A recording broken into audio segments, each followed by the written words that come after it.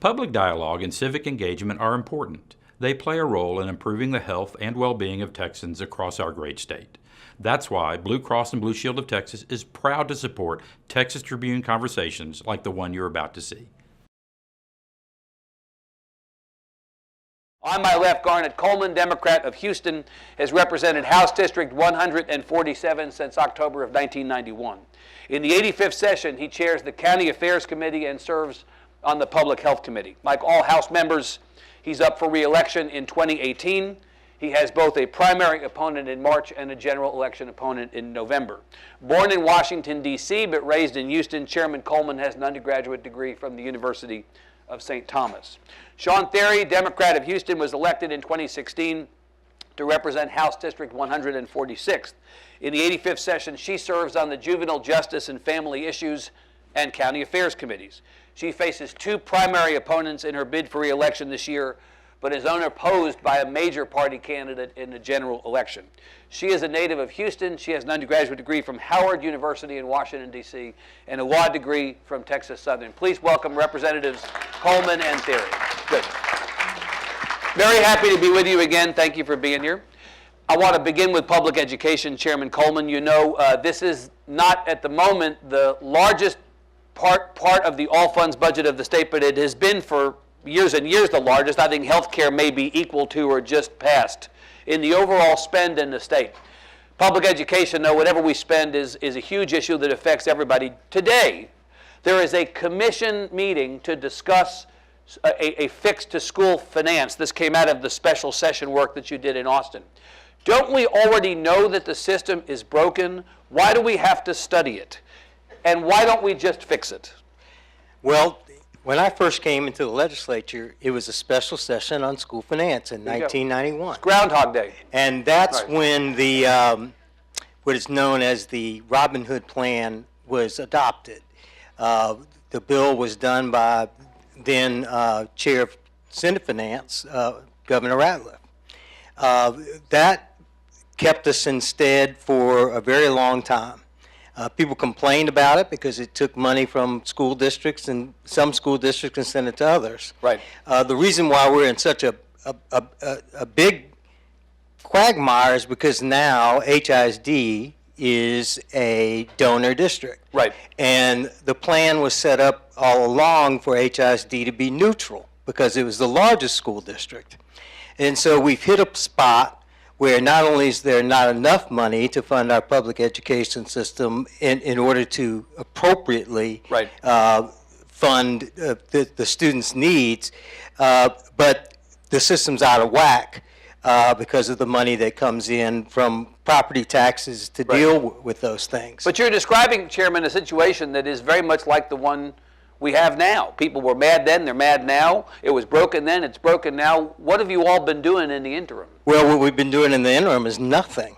Yeah. And in terms of the money that was taken away in 2010, in 2011, right, $5.4 billion cut to public $5.4 billion cut to public education. That money has not been fully returned, and some has been diverted to highways. So even more so, the answer is still put more money in the system in order to appropriately fund public education. And there is not a will to do that, particularly from the Senate, and there's not a will to do that from the governor. Representative Thierry, this is, of course, it strikes me as a little odd because we're adding 82,000 kids to the public education system in Texas every year, and yet we're barely spending enough money to keep up with the growth, let alone improvements. We're 43rd in the country in public education. We argue about whether we should be paying teachers more, are classes too big, are we over-testing? There are a lot of fixes that we need to do, but we're barely even keeping up with growth. Mm-hmm. So you're new to this, relatively speaking. What do you make of it? Yes, obviously, being new, walking right in to see the mess, the quagmire, as Chairman Coleman stated, was disheartening to me, but I really had high hopes that we would get something done. We have got to do better, but unfortunately it was a situation where The more things change, the more they say the same. If Chairman Coleman was dealing with this in 1991, it's a travesty that in 2017, 2018 now, we don't Right. have an answer. We were very close, for those who didn't follow it, during the special session. The House passed a bill that would have awarded $1.4 billion more to our public education system, and the Senate went back and Yep. gutted that by $500 million and wanted to pull that funding from the public schools to school voucher programs and private school funding. So the bill ended up dying, and we walked away from the special session with a big goose egg, nothing. And this is not, Representative Thierry, this is not a Democrat versus Republican or liberal versus conservative issue, because the chair of the Public Education Committee, the advocate, chief advocate for the legislation you're talking about, was Dan Huberty, a Republican from Houston. Absolutely. So this wasn't a partisan issue. We should all be on the same page. To the point, specifically for my district, HISD, the recapture program and the Robin Hood methodology is archaic and outdated. For those, I don't know if everyone knows, but HISD is not what you can really call property wealthy. More than 80% of our children are on reduced or free lunch programs. So the system itself has got to be revised. Yet you were all preparing to give more than $100 million back to the state in the form of recapture, and the citizens of Harris County of Houston Voted no. And revolted against the system. yeah, we were able to get that reduced. However, that was just a temporary fix. That's a Band-Aid. Right. And so now we're right back. Let me put you on the spot, since you're new, and I'll ask Chairman Coleman the same thing. You want to put more money into public education. We have a finite amount of money to spend every 2 years. I believe the state budget in the 2 years that began September 1st is about $213 billion budget for the 2 years. That covers everything. We do not have an unlimited amount of money. If you want to spend more money on public ed, you have to spend less money on something else. What would you cut to put more money into public ed? We can cut unnecessary funding on Border Patrol. We've got enough right there. That's a federal issue. And that was So- $800 million in this 2-year budget. Yes. Would so you cut it down to zero, There's a Representative? start. Would you cut the whole thing? Well, I'm arguably would, because it's a federal issue, and I don't think we should be using our state dollars for that issue, for that right now, while our children are suffering. I represent students right now that barely have textbooks in their classes. I believe Superintendent Carranza stated a couple of days ago that magnet school programs are going to be further cut. They're going to be increasing teacher ratio sizes now to 30-1. Yep. So what are we going to do? The schools now, the discretionary income for each individual school is going to be cut. Yep. So now principals will not have that funding to make decisions for their individual schools. So yes, we have got to dip into some other areas of funding. Chairman, you know the budget as well as anybody in that building. You're one of the longest tenured members now serving in the House. You know what's there to be spent or to be cut. So if you want to put more money in, what do you cut? Well, I think you temporarily, as we were going to do, is you temporarily divert the highway money that is coming from actual sales tax revenue. In other words, coming out of the budget. But voters approved that plan to have that money go into transportation. So do you go back to the voters and tell them actually? But they approve part of the plan. Some of the money is not done by the Constitution, and so that money can be diverted. And I think temporarily diverting it is appropriate in terms of making sure that we fund our public education. You know, when I was growing up, and what my father told me and my parents told me is that education is a great equalizer. Well, that's what's creating a lack of equality in the state if we don't fund public education and we don't fund higher education. Here we are at Texas Southern University. We know that people with a 4-year degree do much better in their lifetimes than people without one, or some kind of skilled training. And if we don't commit to that, this state actually will become less competitive to other states across this nation, and that's just not the type of thing that we should do as a state. So there's a business argument to be made, or an economic development argument, that you tie the quality of public education to the future workforce? To the future workforce of the state. Right. And I think that is a greater economic benefit than better highways. And quite frankly, I think most people see that. We cannot compete to attract different businesses like Amazon. Amazon's going to go to Austin or maybe to Dallas because they have a robust group of potential employees and higher education. Houston has to have that. Well, Houston can't have that without a robust public education system, without a robust higher education system. So you know, Chairman, that the conversation around public education and the conversation around property taxes are versions of the same conversation. Yes. What's happened over time is that the state has gotten more and more out of the business of funding public ed and put the burden to spend money on public ed on the backs of taxpayers, so that property taxes have gone up. That wasn't the way it was supposed to be. But that's the way that it is. So Okay. how do you unpack that and repack it? What's the right way to go on that? Because there's a conversation about property tax reform kind of happening over here, parallel to the education I conversation. kind of think it's disingenuous because of the margins tax. The margins tax was supposed to take care of the increases in property tax. Property tax on public education wasn't supposed to go above 50 cents to the point where we reached where was de facto statewide property tax. Yep. So we have to do something about that. We weren't supposed to be raising property taxes at the local level, but the shift in by not funding it on the state level and putting money in the budget, that's exactly what we're doing. So we're causing the increase in property taxes by not in public education, by not funding public education at the state level. So we have to do something about that. By putting a cap on property taxes is not going to mean we fund education better, because that does not force the state To raise its amount of money in taxes for public education. Yeah. So I think a lot of this is a bunch of rhetoric about not putting money into public education, but just capping taxes. It may ultimately be a cut. Exactly right. Yeah, Representative Thierry, what Chairman Coleman's referring to is a discussion you all had first during the legislative session about requiring a vote by members of the community if local officials want to raise the property tax above a certain amount. The governor has come back more recently, really through the guise of his campaign more than the governor's office, and said we even need to make that cap lower, 2.5%. If taxes are going to go up more than 2.5%, there needs to be a 2/3 vote of voters. The practical effect of that, though, is what Chairman Coleman said. It's not going to force the state to spend more. It may result in less money going into public ed.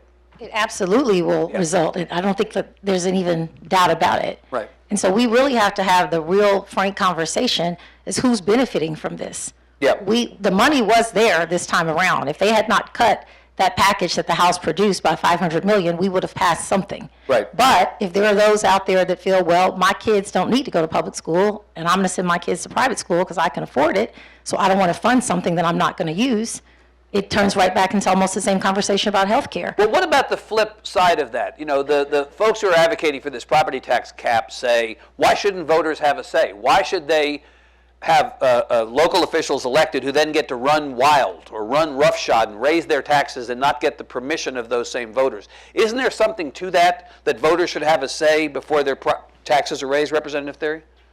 To some degree, but there's certain things I think we all know we all pay into the greater good in the society. That's why I come back to healthcare. That's the same conversation we have about healthcare. When people say, well, I think we heard this time around, there were some men saying, well, I don't want to pay premiums to help women for breast cancer or what have you because I don't have breasts or what have you. It's always going to be something where we're all part of paying for the greater good of our government. And Representative Thierry, and I want to ask you both about health care as a way to transition this conversation. The property tax conversation actually has a lot of components to it. One of the reasons, as you know, that property taxes go up is because there are a lot of people in the state of Texas without health insurance. In fact, more people in Texas, even after the Affordable Care Act came through, we didn't expand Medicaid, but nonetheless, the rate of the uninsured in Texas went down. Still, we have the most people in Texas without health insurance. Somebody walks into a county hospital, they're treated, they're not turned away. It's free for them to be treated. It's not free for the rest of us. Those costs are passed along to all of us, those uncompensated care costs in the form of property taxes. So there are a lot of things in property taxes that used to be the responsibility of the state or of somebody else that we're now having to take care of. What do we do about that? Well, that's the conversation we've been having. We're in a healthcare crisis in this country. Yeah. It's a national issue. It trickles all the way down to our state. If we had a comprehensive health care package, that would not be the case. It affects everybody in this room. Everybody in this room, everybody in this country. Right. So until we are able to create and solve this crisis, I mean, now Obamacare is completely being gutted. So we're right back to the same problem. And we're at risk now of a million or more people in Texas who got insurance or access to insurance over the last Yes, now, as of 7 thank God, years. last night we got Congress to renew the CHIP program.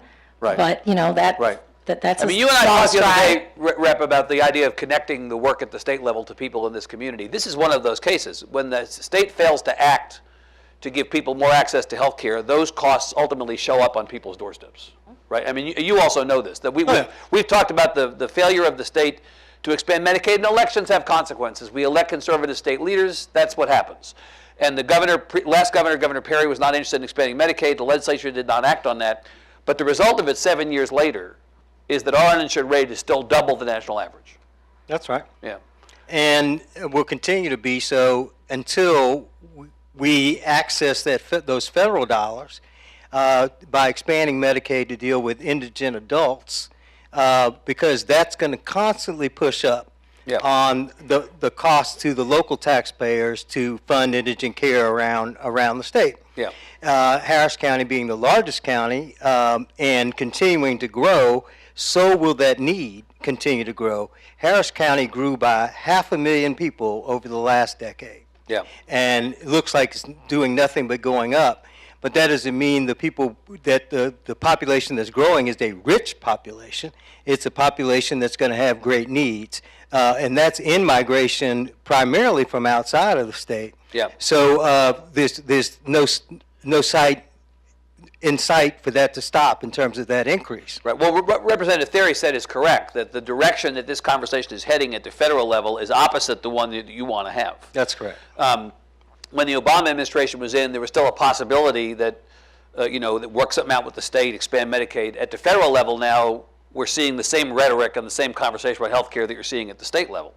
So the likelihood of us being able to come out of this better off at the moment, Chairman, it doesn't look like this is the direction we're heading. Well, no, it's not the direction we're headed. The only saving grace is that we got an extension or renewal of the 1115 waiver, right. which at least means that for the next 2 years or so on the disrips or the innovative care, we'll get to keep our mental health benefits at the same level they are, which is a good thing. But 2 years from now, they'll actually decrease. But uncompensated care for hospitals will remain the same. So that's a good thing. But it's a short-term solution in both it was a cases, short-term right? solution to begin with. It never was designed to be a care-based 1115 waiver. It was a transitional funding for a expansion of Medicaid. Right. So basically, we're in the same circumstance, but a situation where it's actually going to decrease, and we won't have the same money that we have. Now, the governor and state leaders, Representative Coleman, Chairman Coleman, say that if the federal government would just give us our money back in a block grant, we can solve this problem. We don't need the government to micromanage the reforming of health care. Just give us the money back and we'll fix it. The only reason it won't work is it's not enough money to deal with the growth. And as we know from the block grant of temporary assistance for needy families, the Northeast does better because they spent more money when we weren't. So when they do the baseline for a block grant, we actually get less money over time as our population grows, and so we lose dollars in terms of the treatment of individuals under the Medicaid system, unless somehow we get some bonus in our baseline, and I doubt that very seriously that we get a bonus in our baseline. So what that means is a decrease in funding over time with a growth in population in our state. And we're growing so much faster than every other state. So there are two particular issues. One of great, I think they're both of great interest to both of you, but one associated more with Representative Thierry and one with Chairman Coleman. Representative Thierry, maternal mortality was a big topic in the last, speaking of health care, was a big topic in the last session. The maternal mortality data that we have from the state, we now have reason to question whether the data we've gotten is exactly as it appears to be, but there's no question that the problem is off the charts bad, that it's particularly bad in Texas. It's particularly bad not just for women, but for black women in Texas. There was a discussion to some degree during the regular session that really went nowhere. We had to come back in a special and kind of do cleanup on the issue. But the problem is a massive problem. You have taken ownership, along with a couple of other members of the legislature, in trying to address this. Why has the problem gotten to be so bad without being addressed? And are we sufficiently addressing it now? We're trying to get it addressed. This is truly an endemic going on in our country. Texas has the highest maternal mortality rate in the developed world at this point. So this conversation we're having about health care, you can't just talk about it. It's not just statistics. It's real women now who don't have access. So to your point, Evan, that we are the underinsured capital of the nation, there can't be, that's not a coincidence that we also have the highest maternal mortality rate. Dotted line over to the Yes, so maternal everything mortality. is connected, but particularly, I serve right here in Houston, there's a Houston Endowment Steering Committee to do work on maternal mortality beyond the work of the task force. And what we're finding, particularly for African American women, is there's just still implicit bias that is going on even in maternal care. We're not receiving Explain. respectful health care. Yes, absolutely. We had a meeting just last week, and we had physicians from all around the state. They provided us new data that revealed, and this is one of the reasons this was so personal to me.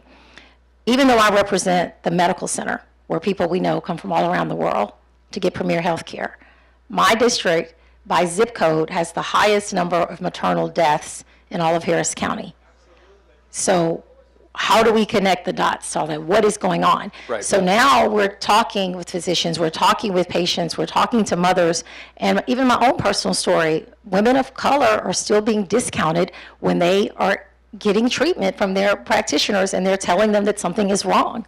I don't know if people saw the story recently with Serena Williams. She came out and said she almost died after she gave birth. She had to demand to the doctors that they check to see if she was having blood clots, and they were dismissing her. Come to find out, Right. after her making that demand, she had a blood clot traveling to her lungs, and they did 3 emergency surgeries. Now that instance, I believe, is an instance of the bias working in reverse, and I think it actually worked in reverse in my situation too. Socioeconomic factors are clearly playing a part, and that's what my bill is about too, to Right. look into the socioeconomic factors. We need to see if the incomes are affecting the outcomes. Yeah, Representative, I'm mystified by this because no one's for maternal deaths. So if the problem is a problem and everybody accepts that it's a problem, why would the legislature not act on it? Well, we did to some extent. How hard it was? It was It was literally laborious, pun intended. It was a labor of love for me to get it across the finish line. Yeah. And the first time around, as we knew, we called it the Mother's Day Massacre. Chairman Coleman was a joint author with me on the bill that I had specifically to address the African American component because we were the group that was most at risk. It passed unanimously out of the Public Health Committee. I was excited. We got it on the local consent calendar, and then all the bills were taken down that day and killed in what I like to, well, not what I like to call, but what I accurately call a Republican Civil War. And so that bill became a casualty of war. I kept pushing, ended up writing a letter to the governor, who Right. put it back on the call. So we got the data part done. Now, what people need to understand is that task force is a data collection agency. They're going to make recommendations and finding. But right now, in real time, women are still dying. Still a lot of work to be done. Yes, and so we have got to start having conversations right now at the practitioner level, and that's what we've been doing. There's a documentary I'm bringing to Houston later in the month called Death by Delivery. And this award-winning journalist went around the country and interviewed cases of African-American women, and what we saw, once again, is the common theme of having very violent experiences during childbirth, even when they do survive. Right. Chairman Coleman, the politics of this are nuts. I mean, you look at this issue, it's a little bit like when CPS needed to be reformed, and we were in a position where you had kids in possession in the foster care system sleeping in state office buildings, and you wonder, how did the system get this bad? How do we allow it to get to the point that we had to come in and fix it? Why didn't we try to fix it sooner? Maternal mortality seems like the same thing. Well, you know that I created the Health Disparities Task Force, which became the Disproportionality Task Force, which is to deal with all of these disparities. We have a disparity in low birth weight babies when it comes to African Americans. We've always had one, so there has been reluctance. And as you know, Representative Dukes fought to increase the funding for the disproportionality task force, which should be dealing with these very same issues that Representative Thierry has worked on.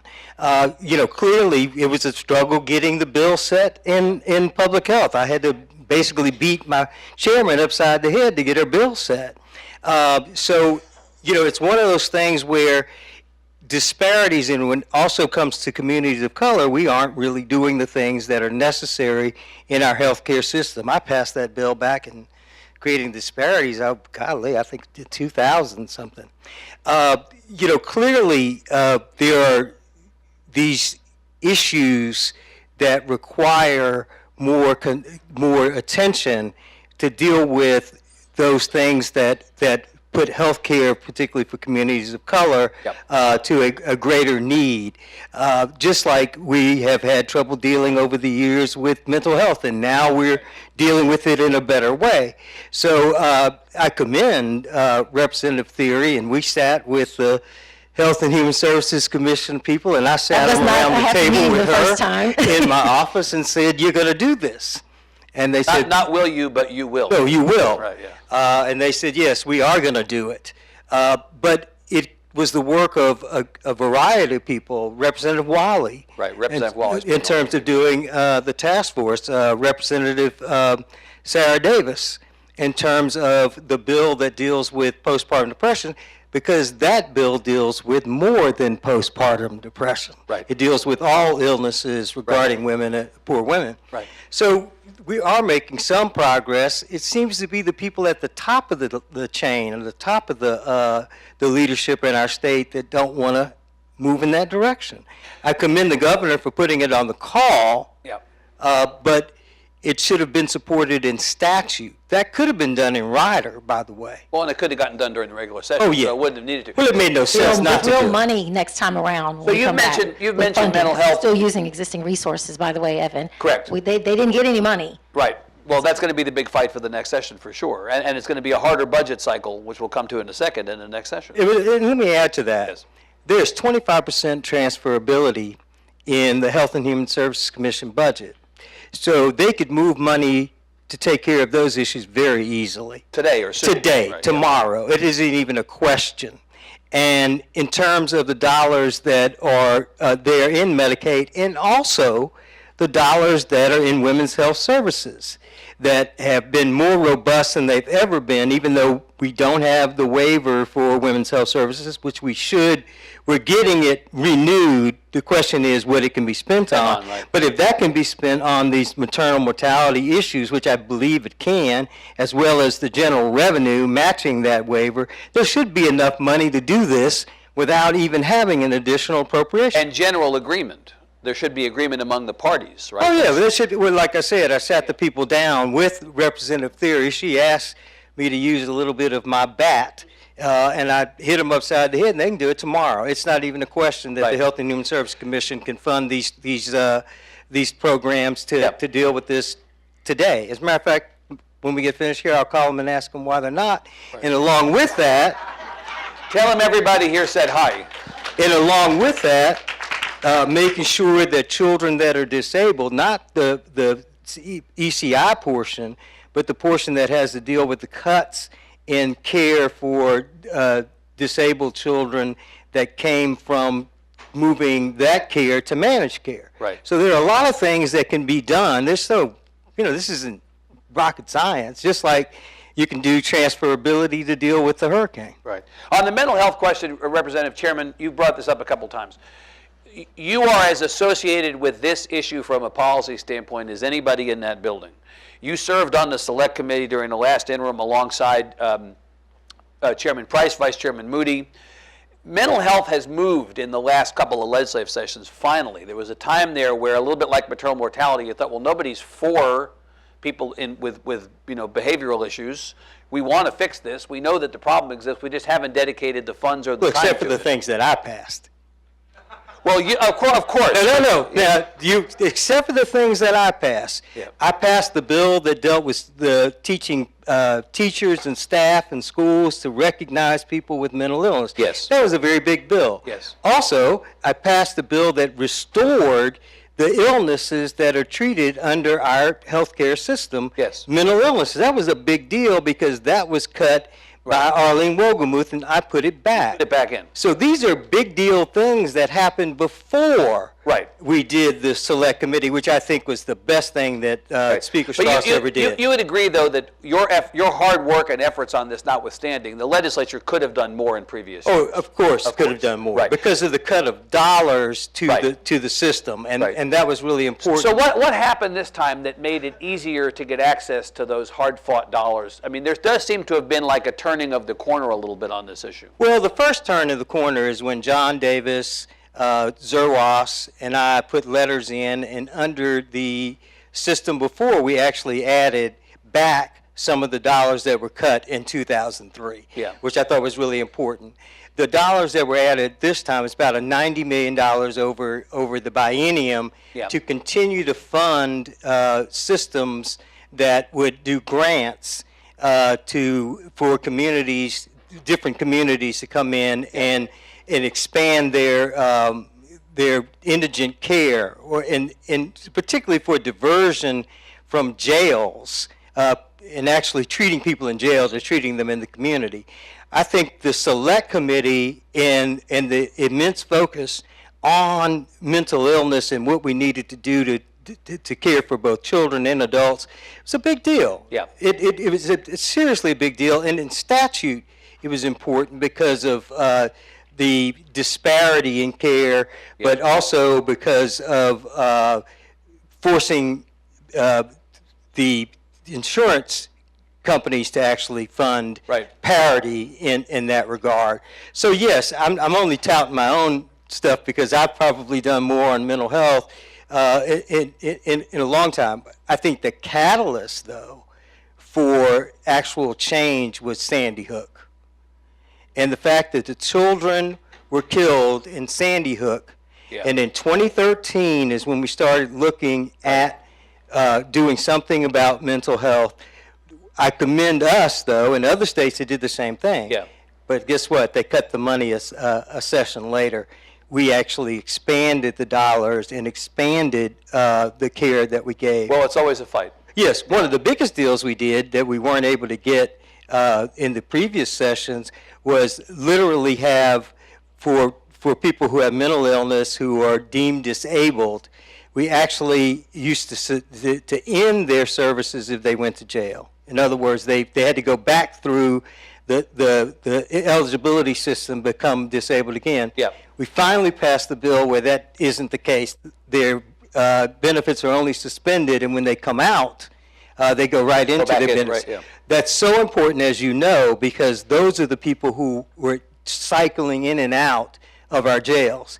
And it's particularly a problem in smaller communities because you can have that same person cycle through so many times and have to be sent to a psychiatric hospital or to It's progress. That's definitely progress. Oh, it's a big deal, man. So mental health's bipartisan. Maternal mortality is or should be bipartisan.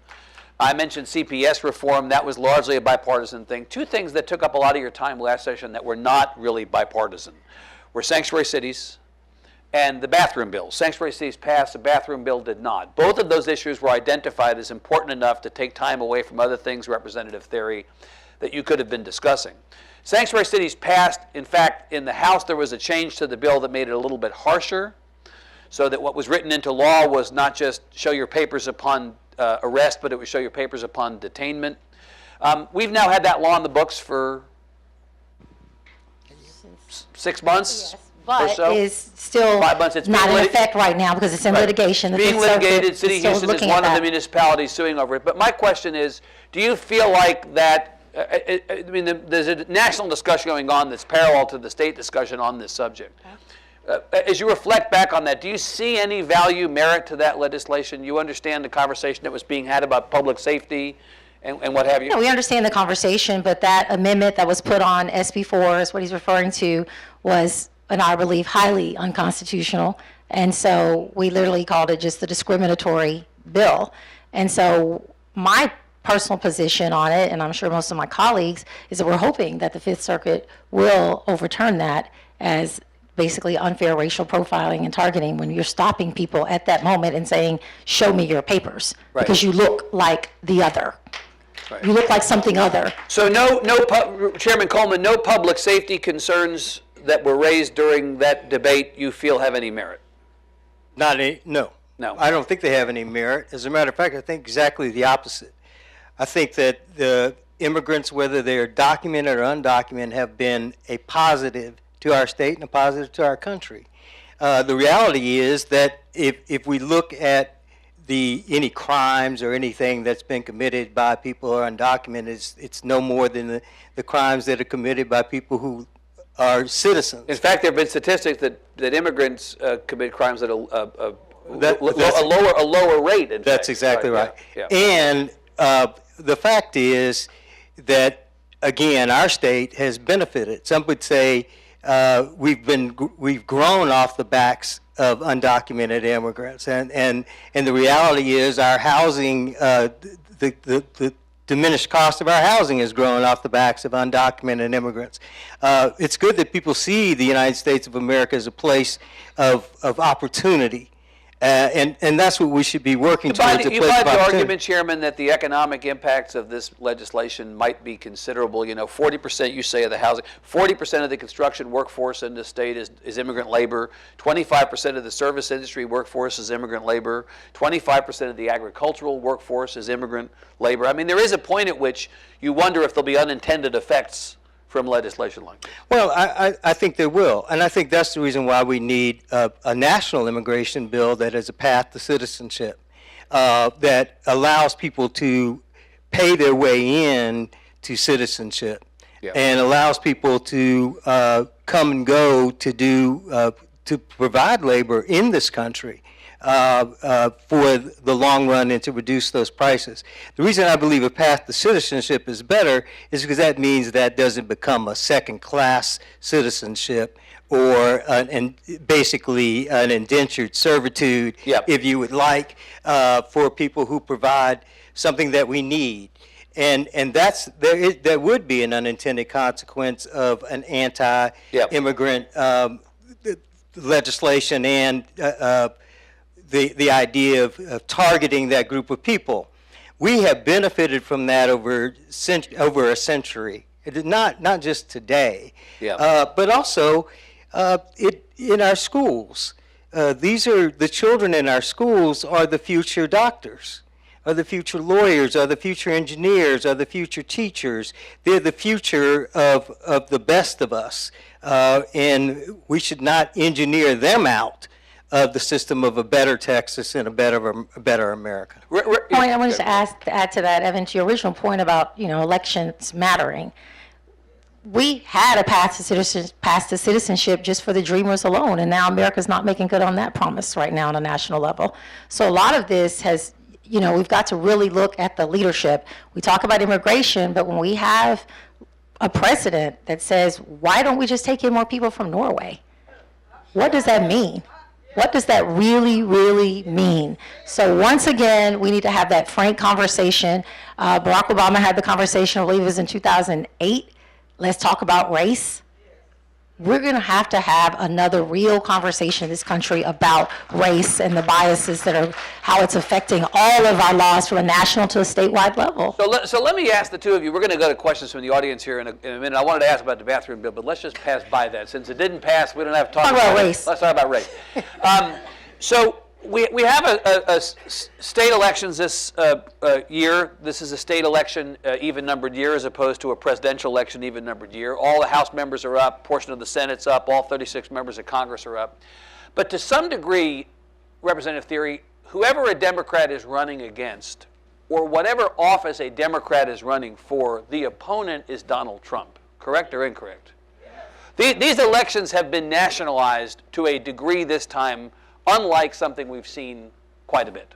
Well, we'll really have to watch the wave. We're going to look at these primaries on the Republican side and see who's swept in or who's swept out. And I think that'll shake out the tea leaves, and we'll be able to see what's going to happen in 2018 in November. Yeah. And so we're seeing a change and a turn where either they're going to have to go, those who support him, so far off the farm that they may get swept out of office too, because, things are going just too far. Right. And so I think people see that now. And of so a course, lot don't of we- congressional seats, a lot of people aren't even running for reelection on the Republican side. We've Right. seen that. They're just stepping away. So there may be some real opportunities now. So, but absolutely, every Democrat clearly is having to do a mandate against Donald Trump. Isn't the counter to that, though, Representative Thierry? Virginia had this big wave a couple of months ago where they elected a number of Democrats to state offices. We had Doug Jones elected in Alabama. You just had a state Senate race in Wisconsin that's being viewed as a bellwether, a district that Democrats never win, that they were able to win in Wisconsin, which, has its conservative pockets. But Texas is Texas. Whether you believe this is a red state or, as some Democrats say, simply a non-voting state, your party has had a hard time getting people to the polls in elections like this. Why should we believe this is going to be any different? Well, I think we saw it in 2008. You don't like to use fear tactics, but, I was just saying the other day at an MLK speech that our young generation is the key. They like to use the phrase, stay woke. And I was saying we really got to have these young people wake up. And all of us, people can't be apathetic. And so it's on us. We take the onus on that. But I just thoroughly believe now what people are witnessing is enough. They can't just vote in their mind. They've got to vote with their feet. They can't just in their head say, oh, I hate what's happening in this country. They've got to get out. And so I believe this time around, with the foreshadowing that we've seen in these states like Virginia, there will be a change in Texas. Is it enough to swish all the way to the gubernatorial level? Probably not. But will there be individual seats picked up here and there? I believe there's a real opportunity. Chairman Coleman, is it going to be a wave or a Sharknado? Well, I believe that in the House, we'll be able to pick up a couple of seats. And that's really important when it comes to the speaker's race, because the more Democrats there are, the better chance there is of getting a speaker that will be balanced. In terms of statewide, I think we'll do better than we've done in the past. Can't do worse. Well, no. Well, that's right. I agree. Self-motivation is really important. And if there's any reason for a Democrat to be self-motivated, it is Donald Trump. There's that is the greatest impetus to show progress. And progress is what's important. I think when we come around to the presidential year, we'll do better. Who would have ever expected in 2016 that we would have swept Harris County? The only reason no one talked about it is because Trump got elected. But in Harris County, we're it. Well, the fact is Barack Obama barely beat Mitt Romney in 2012. I think it was by 1,000, less than 1,000 votes, I think, in Harris County. And Hillary Clinton beat Donald Trump by more than 160,000 votes in Harris County. So the tide is changing. Right. And remember how long ago it was that Dallas County tipped over to being a Democratic county. So we're continuing to grow, and the more you win in counties and cities, the better off the opportunity is to win statewide. It migrates up. It migrates up. Good. And particularly from the judiciary, because that's where money is raised. So if we talk about money being raised, it's raised to elect judges.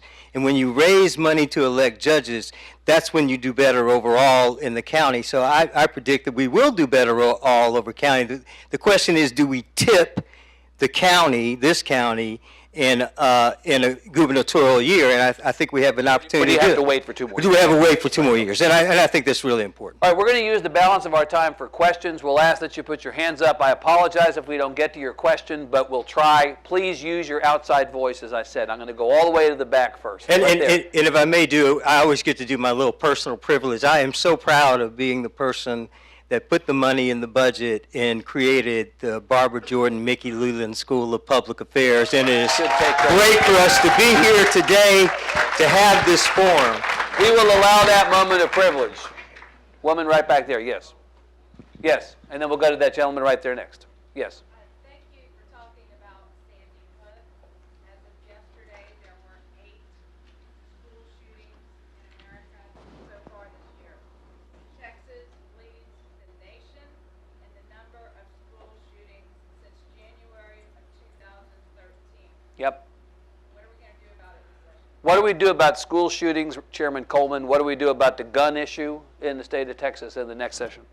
Well, particularly we have to deal with carrying guns. And after Sandy Hook and when we started dealing with mental illness, the state doubled down and actually weakened our gun laws and allowed carry, open carry, and allowed guns on campuses, college campuses. And the only way to deal with this situation is to deal with doing background checks, dealing with those turning weapons from automatic, semi-automatic to automatic weapons, and to make sure that we don't allow that to happen. One of the things that we have to do is repeal those laws or go in and make more exceptions to those laws that allow guns to proliferate in our state. Representative Thierry, the question you get often is, what part of the Second Amendment don't you like? Well, you know, I think there's two different issues. Is we have guns in this country, but how do we keep them responsibly? And so to Chairman Coleman's point, there's ways to pull back. Who really needs a semi-automatic weapon walking around and target? You know, we've seen people now walking around with those strapped, machine guns. One of the things that, again, it comes back to who you elect, especially I'm talking to young people. Think about this going forward. In our budget in the 85th session, there was actually a reduction. We pulled dollars away from money that could have gone to acute therapy funding for children, but that same amount of money was to provide a discount to get a gun license. So that money, yes. So think about it. It's about priorities and what really matters. Well, let's talk about that in terms of race. We all know that the revised Castle Doctrine, or the shoot question, stand your ground, right? Ask questions and shoot. Shoot. That is the impetus for the sale of guns. Is because of the idea that somehow I'm dangerous because I'm black and I'm male. And the proliferation of guns and the proliferation of being able to shoot someone and not be convicted is one of the reasons there's an increase in concealed carry license and the use in training of guns. And this has got to stop. I have filed a bill to repeal that Trayvon Martin kill somebody bill because I think it's ridiculous. And as long as we believe or push the fact that black people are dangerous and should be shot, but because they are reasonably dangerous, we're going to continue to have a push on the use of guns and a push to have open carry. That is not the way this country should operate or this state. Gentleman right there. Yes, sir. I want to go back to your first question. It had to do with education funding. Yes, sir. And I heard two perspectives on where we get money from a budget that's pretty much fixed. I didn't hear anybody talk about criminal justice and the system that drains our state funding system today. On yesterday, Thurgood Marshall College Fund awarded significant grant to Texas Southern University to establish a criminal justice research center. Yep.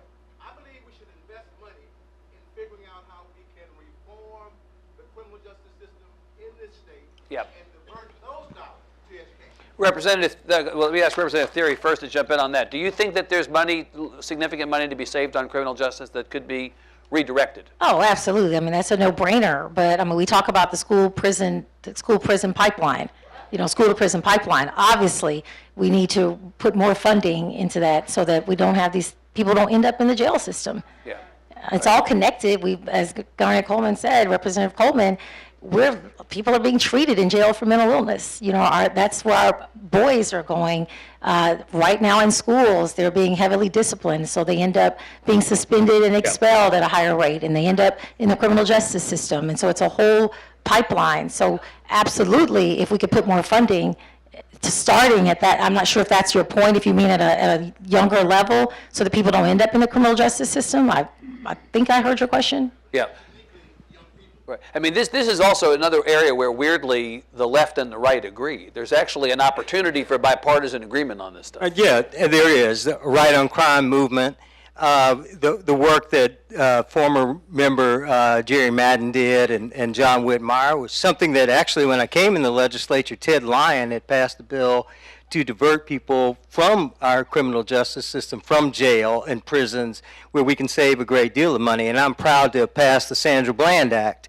And in the Sandra Bland Act, it deals both with those mental health issues, but also deals with the disproportionate directing or directing people of color into the criminal justice system, and we can continue dealing with that in the next session of the legislature. I do believe that our universities are going to help in that regard, particularly here. The Earl Carl Institute has been working on those criminal justice reform issues, but no doubt about it that this is a bipartisan issue. The only person moving in the wrong direction seems to be Donald Trump. So I just want. I get it. Gentleman right there, sir. Just want to piggyback on the funding of education. I have a question on why do we enact policies and procedures that we wouldn't generally proceed in our own homes or business, but we do it with education and we find that it's okay.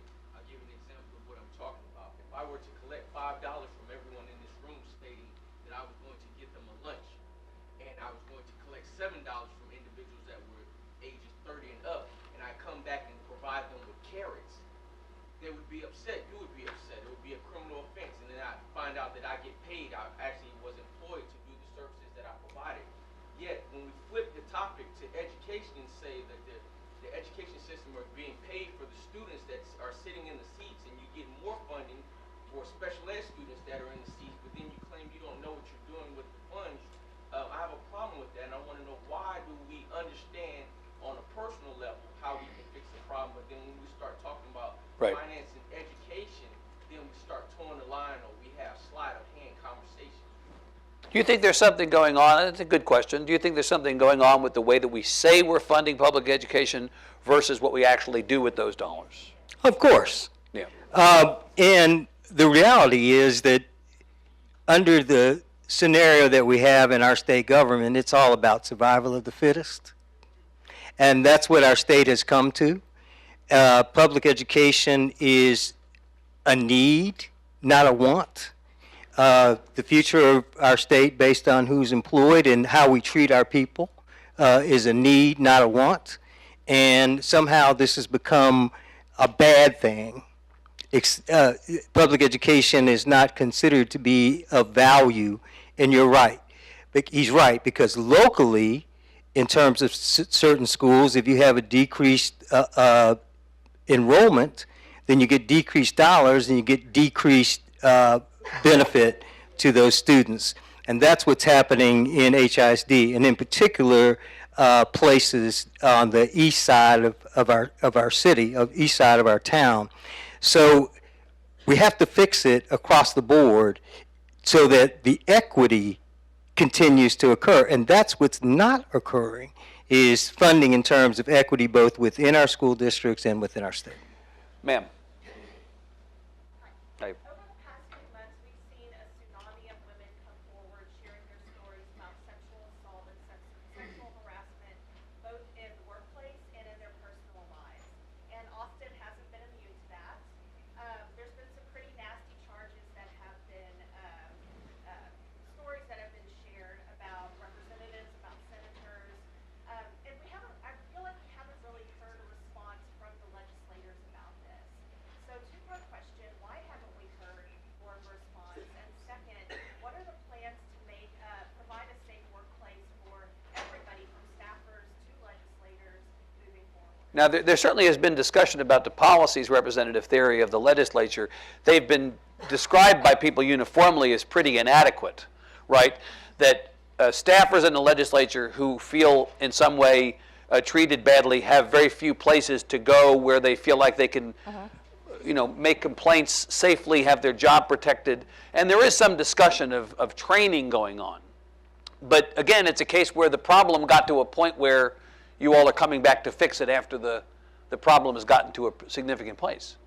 Yes, I've been doing a lot of thought about what we could do to change, as to her point, to make it in terms of when something happens to you, where do you go? It's odd. It's an odd place, because if you compare it to, for example, like corporate America, there's a human resources you go to, and then you go to your boss or your boss's boss's boss.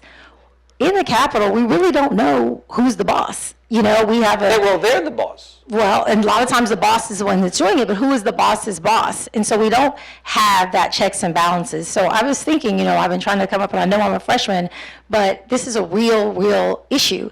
And so we have ways, we have committees on everything else. You know, now I know there's an administration committee that the Senate was taking up, as you said, to look at how can we do better training. They've had But- at least one hearing on that. but literally, we can actually create committees that are very similar to human resources for very sensitive issues such as this, and where you go in and you report it, and there are members in the committee that bring the accused person in, ask about it. Obviously, they can't fire the person because they're elected, but there are ways where they could keep documenting that. And if there were 3, 4, 5 incidences, I don't know if the solution would be some censure or what have you, but obviously if the person were brought to task, I think that would even be a deterrent if they're being constantly brought in and asked questions about it. The challenge is, though, what we've seen is that the women have been afraid to come forward. And so that's the other side of the But coin. isn't the reason, Representative Thierry, that women have been unwilling to come forward in part because they don't feel like the processes in place protect them if they come forward? Well, that's why I said it's a two-pronged. So if there were a committee where you could go in, make your allegation, make your report with no, retribution or something coming after you, I mean, retaliation is what I'm looking for, then perhaps people knowing these offenders would feel a little less comfortable because they know someone's going to come in and ask them about it. Yeah. You know, their peers, they're going to be taken to task. It's not just going to be an innuendo or a whisper campaign. Chairman Coleman did a point of personal privilege. I'll just share with you all today. I haven't said it, but it is really hard to come forward. I experienced something in my 20s at a law firm, and I went forward and I left the firm. It's the reason I don't work at a big firm today. I went out and opened my own practice. It was a horrible experience. And I had to, and I'll just encourage women, even when you're afraid, my personal position is you have got to come forward. You cannot stay in a toxic relationship like that. I mean, just the same as a toxic marriage. So no job is worth it. Right. I stepped away from it. It was hard. I lost a lot. It changed the course of my life, but here I am today as a sitting state representative. So it really takes a lot. Everybody may not have that option, but I firmly believe, the same as if you're in an abusive marriage, you've got to make the hard choice to get out. Chairman, the questioner made the point that Austin is not immune. The fact is the legislature as an institution is no different than other institutions. No doubt about it. Right? No doubt about it. There have been women members who have been in situations that really very embarrassing, being shown pornographic pictures and videos on the phone on the floor of the House. I know about this personally. This was brought to the Speaker and others about 2 to 4 years ago. Well, I remember Representative Thompson, Senfronia Thompson, making a huge deal of this on the floor of the House one session, 2 or 3 sessions ago, right? Yeah. Exactly right. Indeed. I believe the General Investigating Committee is the appropriate place for that, just like any other ethics committee, where this is the ethics committee in the Congress. And by bringing it to the General Investigating Committee, the General Investigating Committee can subpoena. Also, if it's serious enough, I would encourage anyone to go to the district attorney, because that is the remedy that everyone has in terms of dealing with something that is a crime. Right. But I can't live it in the same way that any woman could in terms of the circumstance, again, retribution, Right. loss of future ability to work. But we have to set the example. I think the Speaker and the House Administration Chair did the right thing of coming and immediately dealing with having some kind of rules, but that is not enough moving forward. There has to be some form of sanction. What happens when accusations are made? I mean, the elephant in the room is that Senator Miles, who was supposed to be here today, has been accused in a national publication of being in this space. He's been accused of some things. Now, his accusers have not come forward publicly, But he's been accused, as is Senator Uresti, colleague of Senator Miles, Democrat from San Antonio. What do we do in a case like that? I had actually let Senator Miles' office know that if he were here, I was going to bring this up and ask him to give him an opportunity to respond to it. I don't have that opportunity now, but I want to ask you, what should the legislature do when your fellow members are accused? How should you treat that? And that's why I said that it should be done in the investigating committees. And they should immediately investigate based on any misgiving or potential illegal aspect of a member's behavior. I also think, and I think this has gotten serious enough, that the person who has a problem should go to the DA. Because the DA has jurisdiction. You're not saying in this specific case that I've referenced, you're talking generally. I'm talking generally, because if they don't go to the DA and the legislature, say, doesn't do what it's supposed to do, then there is no recourse. And I kid you not, if a member is taken to the DA based on their behavior, I think that is a sign. A little more serious than Senate administration. Exactly right. Right. I think the hard part is what women are experiencing is these situations don't always rise to the level of a crime, but it is one of the worst things you can ever endure. To your point about being shown pornographic material, that was part of the thing. When I was a young lawyer, I was offered to sit and watch pornographic material when I was trying to do my job. And then it went on and on and on, a series of other incidents. I couldn't have necessarily called the DA about that because it wasn't a crime.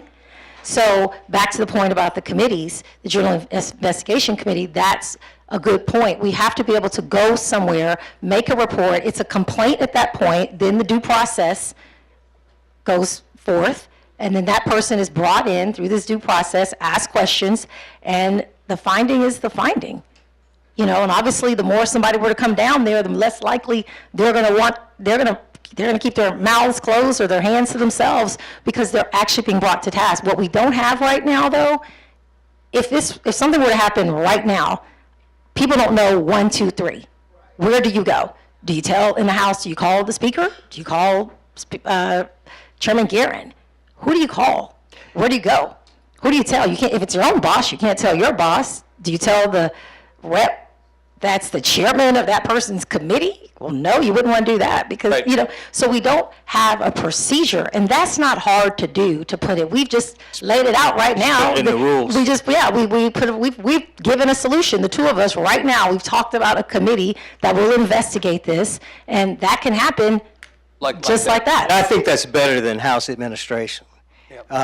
Because that is its role, is to look and deal, the general investigating, to look and deal with Behavior. with behavior of members and misgive, I had a question, Chairman Coleman. You know the answer to this. If, say, for example, someone had 5 findings, how does censure work? Is that such a we can thing? put it in the rules. That's the great thing about rules. We can put in the rules what the sanction would be. And that's very important. I think what's even more important is the fact that women have never been heard the way they're supposed to be heard anywhere. The number of women in the legislature, particularly on the Republican side, has actually decreased. If you look at harassment was the ultrasound bill. That's harassment in a general sense in terms of determining whether someone's pregnant and how to deal with that pregnancy. I think that there's a general overall disdain, particularly on the Republican side, for the rights of women. And so how can you get somebody who's going to work on behalf of women if there's a disdain for the rights of women? And that's something that has to change in this legislature to begin with. And I think if you talk to Republican women, they would tell you that the people that are bringing things that work against their interests happen to be Republican men. So I believe that women are not being treated appropriately across the board. I talk to a bunch of members all the time, and they just say it's just a damn shame that they're not treated with the same intelligence level of other members. If they have the same position as another member, then they are doubted in their ability to actually carry out that. I've talked to women about this personally over the last decade. And I would name their names, but I'm not going to. But you can imagine any woman that has done well and moved to the top and is doing the job that supposedly a man is supposed to be doing, whether it's on the conference committee of the budget, whether it's on some major bill, they are not given the credence and the respect that men have been given. And I think overall, that's what women are talking about across this country, is why are we not given the same respect in whether it's in office, whether it's in business, whether it's anywhere else, as men are given.